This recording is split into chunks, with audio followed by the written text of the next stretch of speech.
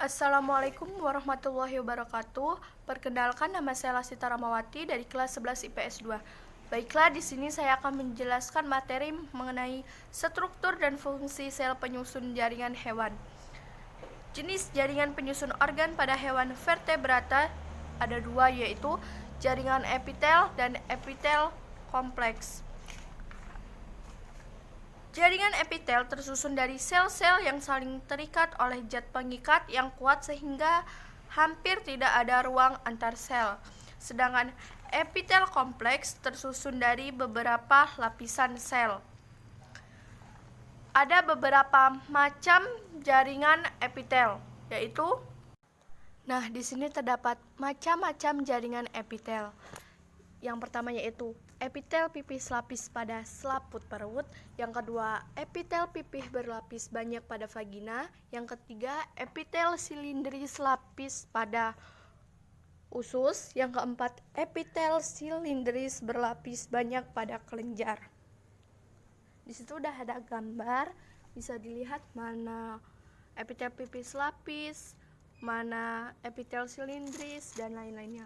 Selanjutnya ada epitel kubus lapis pada ginjal, epitel transisi pada kantung kemih, epitel kubus berlapis banyak pada kelenjar keringat, kelenjar endokrin pada kelenjar tiroid, dan kelenjar eksokrin pada kelenjar keringat.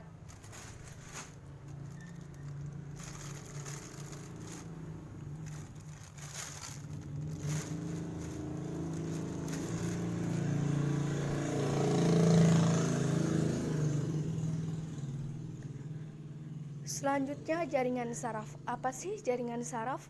Jaringan saraf merupakan jaringan yang mengatur pola kerjasama menyalurkan rangsangan dari dan ke alat-alat tubuh. Di situ terdapat dendrit, badan sel, inti sel, dan akson.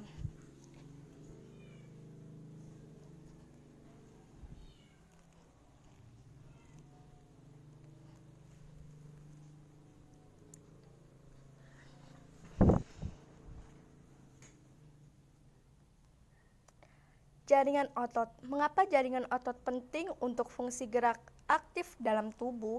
Karena jaringan ini mempunyai kemampuan untuk berkontraksi. Macam-macam jaringan otot yaitu jaringan otot polos, jaringan otot jantung, dan jaringan lurik.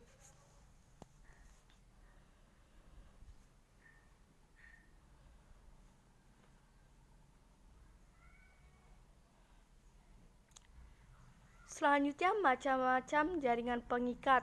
Yang pertama, jaringan ikat longgar, jaringan ikat padat, jaringan tulang rangka hialin, jaringan tulang rangka fibroblast, jaringan tulang rangka elastis, jaringan tulang keras, jaringan darah, dan jaringan limfa.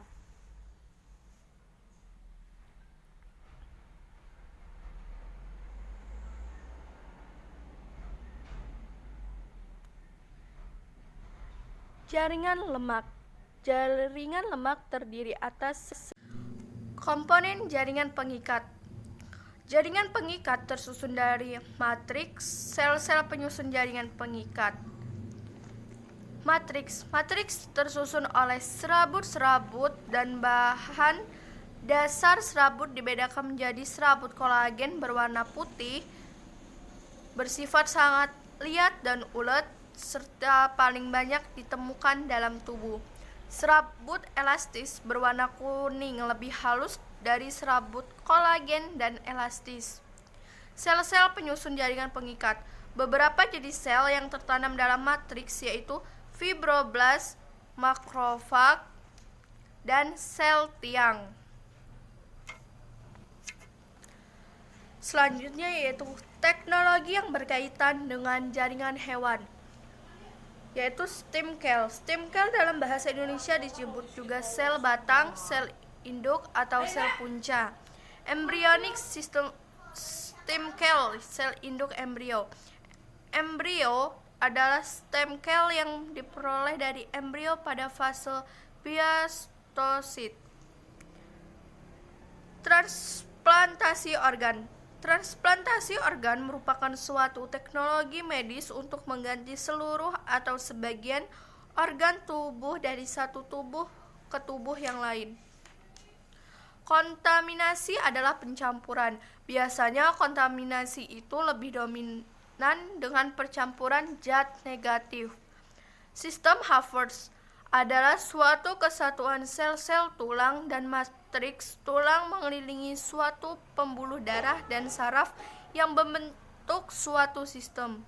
Sekumpulan sel-sel tulang dan matriks tulang yang mengelilingi pembuluh darah. Baiklah, itu tadi penjelasan dari saya. Semoga bermanfaat. Apabila ada salah, saya mohon maaf. Saya akhiri. Wassalamualaikum warahmatullahi wabarakatuh.